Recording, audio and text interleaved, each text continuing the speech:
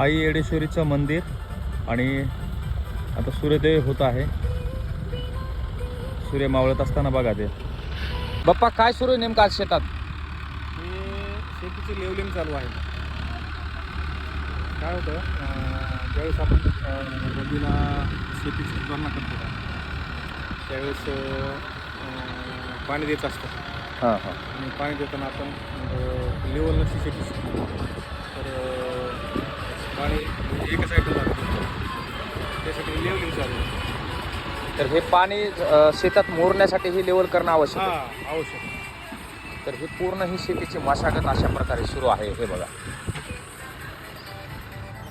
2 tractor आहेत आणि दोन्ही पण ट्रॅक्टर हे करतात आणि त्याच्यामध्ये हा नजारा बघण्यासारखा. हे बघा बगळे.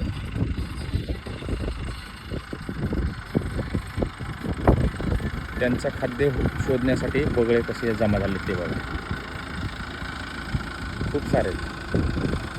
हे बघा.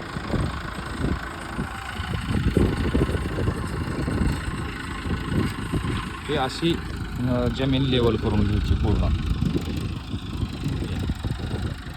पावसाच्या अगोदर शेतीचं तंतोतंत अशा प्रकारचं नियोजन सुरू आहे. जे पाणी जे आहे ते बांधावरून पाणी थेट जमीनमध्येच मुरलं पाहिजे. इकडे तिकडे पाणी न जाता, वाया न जाता ते शेतीमध्येच ते पाणी राहिलं पाहिजे. त्यासाठी हे शेतीची लेवल अशा प्रकारे करून घेतली जाते. हे बघा.